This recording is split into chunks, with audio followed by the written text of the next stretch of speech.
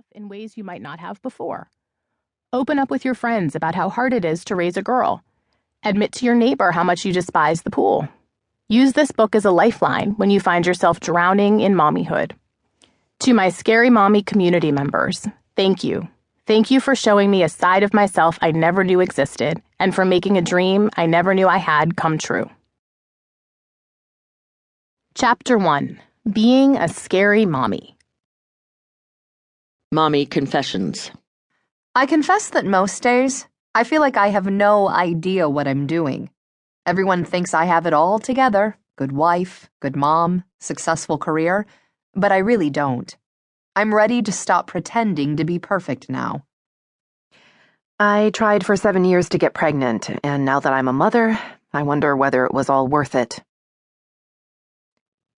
If I have to watch Barney one more time, I may have to stick a fork in my eye. Actually, then I'd get some attention. Maybe not such a bad idea. I sometimes try to get sick, just so I have an excuse to go to sleep at 6 p.m. I joined a gym just for the free daycare. I drop the kids off and read magazines and blogs in the locker room. I pretend to be happy being a stay-at-home mom, but sometimes I feel like I'm slowly dying. I cry every night in the shower. This isn't what I thought it would be. I kiss my young teenager goodbye in the morning as she leaves for school, rising above the hormone-fueled snarling and histrionics.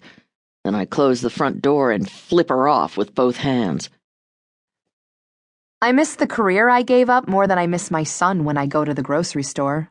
But I always get to go back to him. Hidden in the pantry in a box labeled flour is top-of-the-line chocolate and a few joints. I rarely resort to it, but it's a comfort knowing it's there. There are a million ironies in motherhood.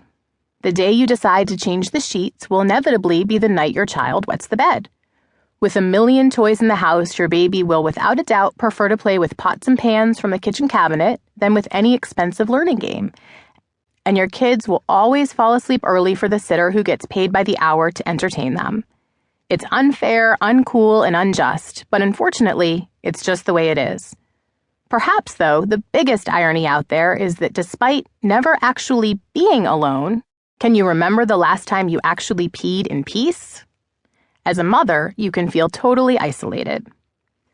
A few years ago, I was a stay-at-home mom to 3 kids, ranging in age from a newborn to a 4-year-old. I was living in a new house in a new town among unfamiliar neighbors. It was lonely and overwhelming, and I was bordering on miserable. A fellow mom from down the street stopped by our house to introduce herself and ask how my days were going. Half-jokingly, I responded, "The baby is a bit of an asshole, but he'll grow out of it. We'll survive." The look on her face was enough to let me know that not only had I offended her, but we would not be spending our afternoons commiserating together. She had 3 young kids as well. Was she not slowly going insane too? Did she not long for an afternoon without the kids wiping snot on her jeans and a baby spitting up constantly? Did she not lock herself in a bathroom, ignoring the whining on the other side of the door? Apparently not. Or she faked it a hell of a lot better than I was able to. We like to paint motherhood as a picture-perfect experience, filled with idyllic children and beaming mothers. A perfect newborn peacefully resting on his mother's chest.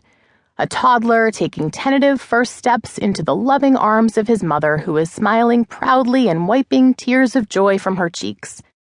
A mother's long blonde hair trailing in the wind as she holds hands with and runs alongside her beautiful, impeccably dressed children. A mother and daughter sipping tea and painting each other's nails, telling each other their deepest secrets and dreams.